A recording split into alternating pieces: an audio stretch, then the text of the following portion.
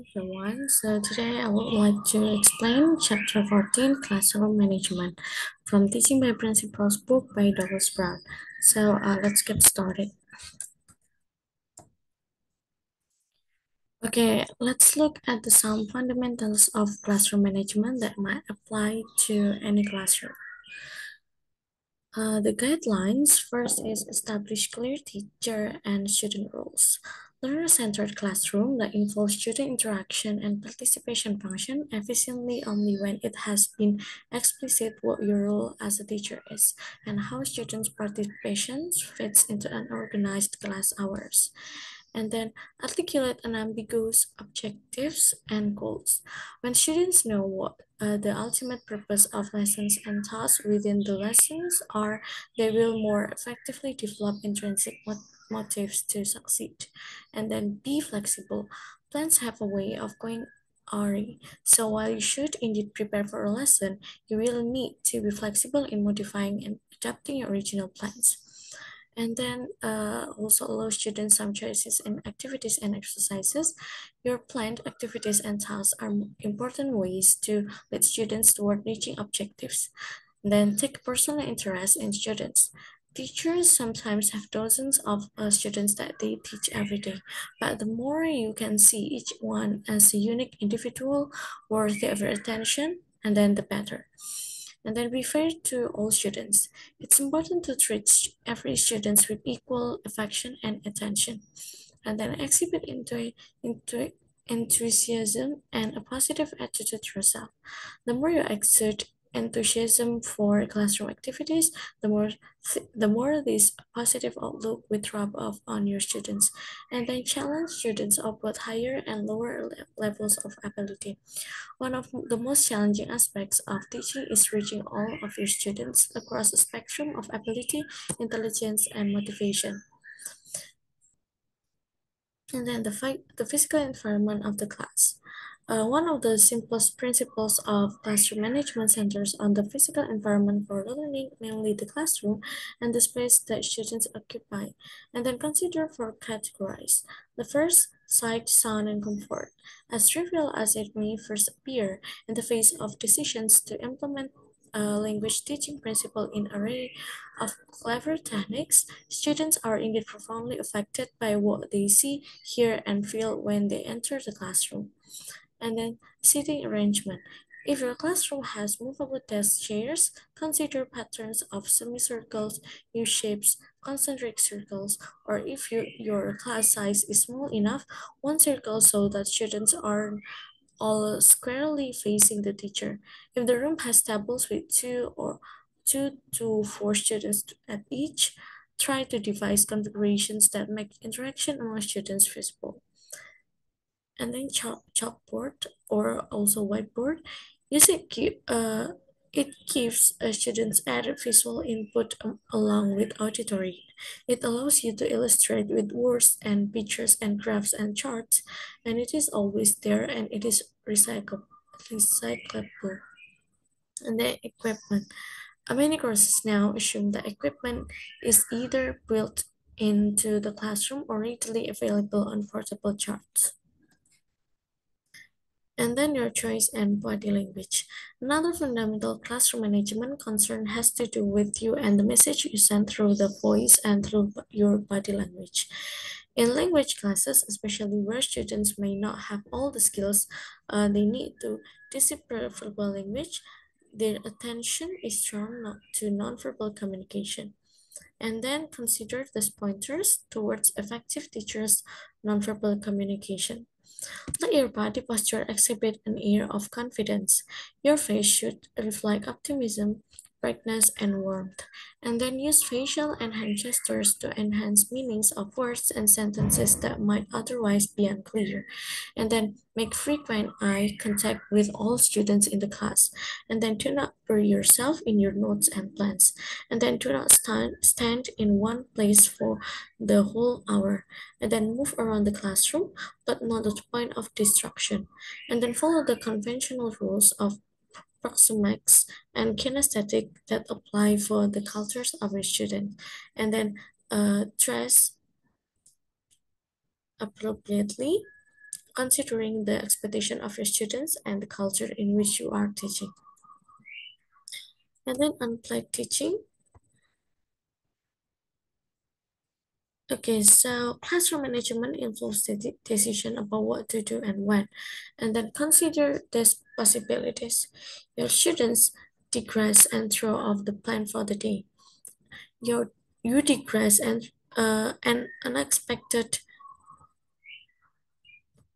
and then you digress and you and throw off the plan for the day, and then unexpected but pertinent question comes up, and then some technically prevents you from doing an activity. uh, you are asked a question, you don't know the answer. A student is disruptive in class, and there isn't enough time at the end of the class period to finish an activity that has already started. And then teaching under adverse circumstances. Teaching larger classes. There are suggestions for teaching larger classes. Trying to make each student feel important by learning names and using them. Name tags or text plates serve as reminders in the early days of the course. And then assign students as much interactive work as possible, including plenty of acquainted activities at the beginning so that they feel a part of a community and are not just lost in the crowd. And optimize the use of paperwork and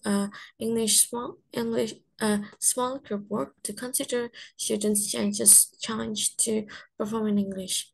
And then do more than the usual video number of listening comprehension activities using tapes, video, and yourself, and then use peer editing, feedback and evaluation and written work whenever appropriate, and then give students a range of extra class work from minimum that all students must do to challenging tasks for students with higher proficiency, and then don't collect written work from all of your students at the same time, and then uh, set up small learning centers in your class where students can do individualized work, and then organize informal conversation groups and study groups.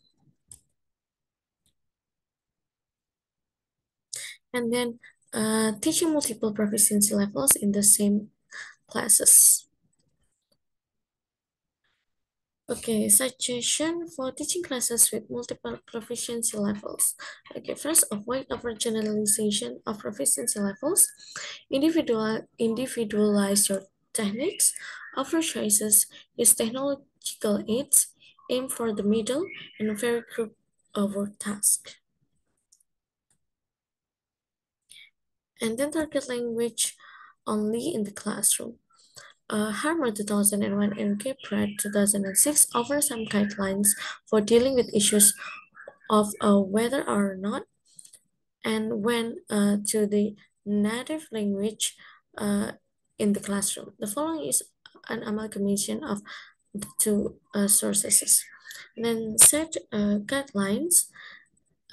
clear guidelines, and then explain the value of using the L2, and then stimulate intrinsic motivation, and choose appropriate tasks, and create in your classroom an all L2 atmosphere. And then next, another adverse circumstances is one that most teachers have to deal with at some time in their careers. Teaching under institutional conditions that do not meet their ideal standard or philosophy of education. Sometimes such circumstances focus on an individual in charge, a director or principal, and sometimes they center on administrative constraints that are beyond the scope and power of one individual. There are some examples. Classes that are far too large to allow for the kind of results that the administration expect, and physical condition in the classroom that are counterproductive, and then administratively imposed constraint on what you have to teach in your course, and administratively imposed constraint on how you should teach. Methodology that you disagree with is, and uh, courses that satisfy an institutional range language requirement, and in which students simply want a passing grade, and then courses that are task focused rather than language focused. And then how to maintain classroom discipline. There are authority. This is learn to be comfortable with your position of authority. And then fairness. Gain the respect of your students by treating them all with equal fairness. And then codes of conduct. Establish clearly and explicitly certain expectations regarding student behavior in class. And then expectations. Emphasize the importance of functions for turn taking, respect for others, listening to other students, attendance issues, and extra class obligation. And then firmness. Be firm but warm in dealing with variance to these expectations. And then students' dignity. Do your best to preserve the dignity of the students. And then decorum. Try initially to resolve disciplinary matters outside of class time, and then source of problems. And resolving disciplinary problems, try to find the source of the problem rather than treating symptoms. And then institutional support. If you cannot resolve recurring disciplinary problems, then consult your institution's counselor or administrator. And then cheating. Cheating is a special disciplinary matter what warrants careful treatment.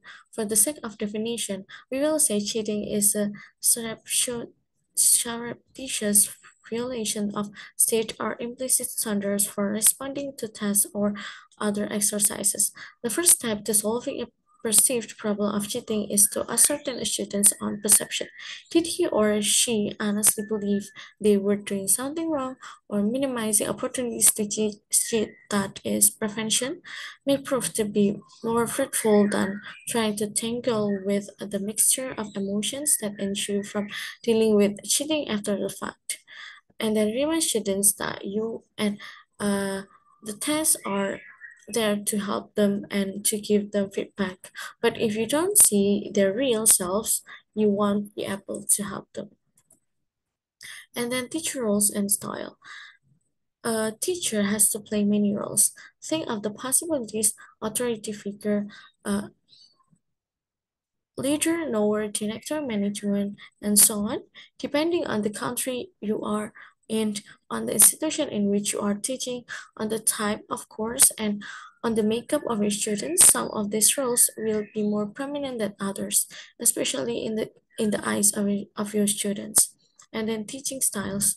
Your teaching styles is another effective consideration in the development of your professional expertise. As you consider the teaching styles in the picture, remember that each represent a continuum of possibilities. And then a cultural expectation. Western culture emphasizes non-directive, non-authoritarian roles and teaching style in the right-hand column in the list. Okay, so for the example of contrasting cultural expectation of teacher and student roles, I will mention several points. Teachers are expected to have all the answer. Teachers are expected to suppress emotion, and teachers interpret intellectual disagreement as personal disloyalty, and teacher rewards students for accuracy in problem solving, and many more. And then creating a positive classroom climate. Rapport is the relationship of connection you to establish with your students. A relationship built on trust and respect that leads to students feeling capable, competent, and creative.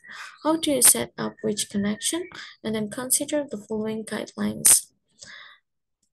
Show interest in each student as a person, and give feedback on each person's progress, and openly solicit students' ideas and feelings. Value and respect what students think and say, and laugh with them and not at them, and work with them as a team and not against them. And then develop a genuine sense of vicarious joy when they learn something or otherwise succeed. And then balance praise and criticism. Part of the rapport you create is based on the delicate balance that you set between praise and criticism. And in table 14.2 in the slide, shows that the contrast between effective praise and ineffective praise. Okay, so the effective praise it shows genuine pleasure and concern, show verbal and nonverbal variety, specifies the particulars of an accomplishments, so students know exactly what was performed well, and then is overt in recognition of noteworthy effort on difficult tasks, and attributes success to effort, and implying that similar success can be expected in the future, and then fosters intrinsic motivation to continue to pursue goals and is delivered without disrupting the communication flow of ongoing interaction.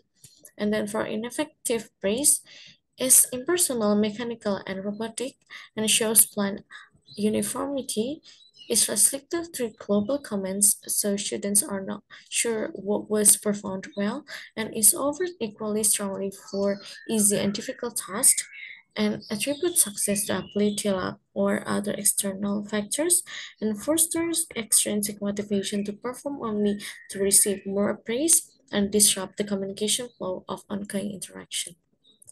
And then generate energy. Energy is what you react to when you walk out of a class period and say to yourself, "Wow, that was a great class," or "What a great group of students." Energy is the electricity of many minds caught up in a cycle of thinking and talking and writing. Energy is an aura of creativity sparked by the interaction of students. Energy drives students toward higher engagement and participation. Students and teachers take energy with them when they leave the classroom and bring it back the next day. Okay, so that's all about chapter 14. Thank you for your attention and see you.